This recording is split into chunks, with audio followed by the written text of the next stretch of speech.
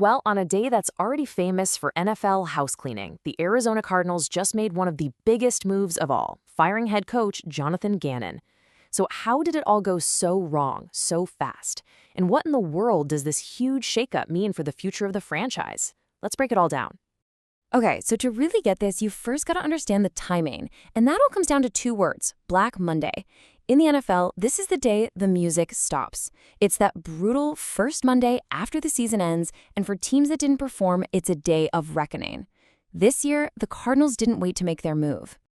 And there it is. The official word drops.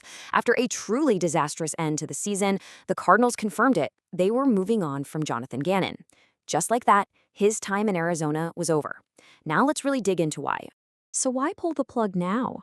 Well, in the NFL, you just can't hide from the numbers. And believe me, Gannon's record with the Cardinals tells a story, and it is not a happy one. The stats paint a pretty clear picture of why this change had to be made. I mean, just look at that. 15 wins and 36 losses. That's it. That's the brutal, cold, hard bottom line. In a league that is absolutely obsessed with winning, a record like that is basically a coaching death sentence. Now, to put that record into perspective, it gives him a .294 winning percentage. You know, in baseball, they have this thing called the Mendoza line for a hitter who's just not cutting it. Well, in coaching, anything under .300 is kind of like that.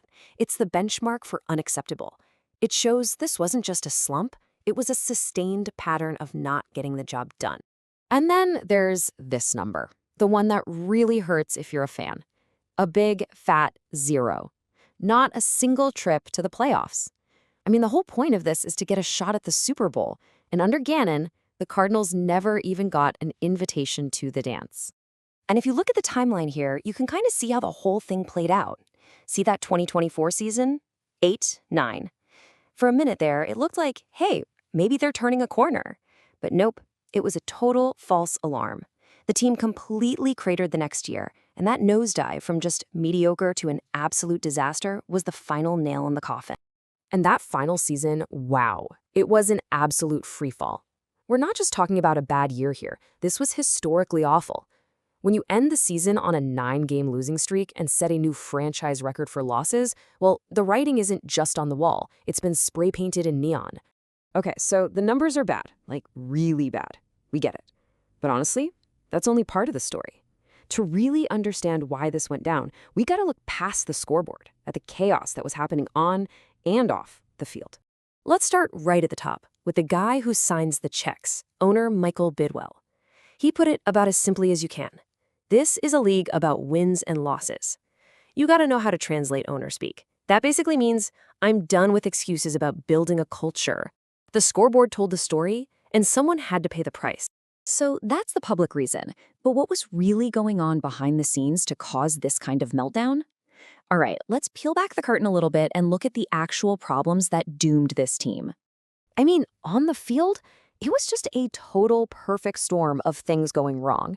You had your key guys, Kyler Murray and Marvin Harrison Jr., getting knocked out with major injuries. The offense just disappeared. Jacoby Brissett had to start, and he went 1-11. Then you have the defense, which was supposed to be Gannon's specialty, right? It was one of the worst in the league. A total collapse on both sides of the ball. And look, it's one thing to lose games. That happens.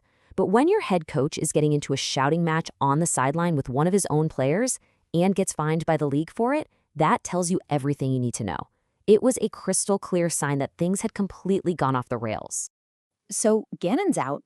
Now what? The focus immediately shifts to the future. And this isn't just about finding a new coach. No, the Cardinals are at a massive crossroads right now. What they do this offseason is going to shape this team for years to come. So, with the coaching hunt on, the front office is staring down two absolutely huge, interconnected questions. And the answers they come up with, they're going to define the next era of this franchise. No pressure, right?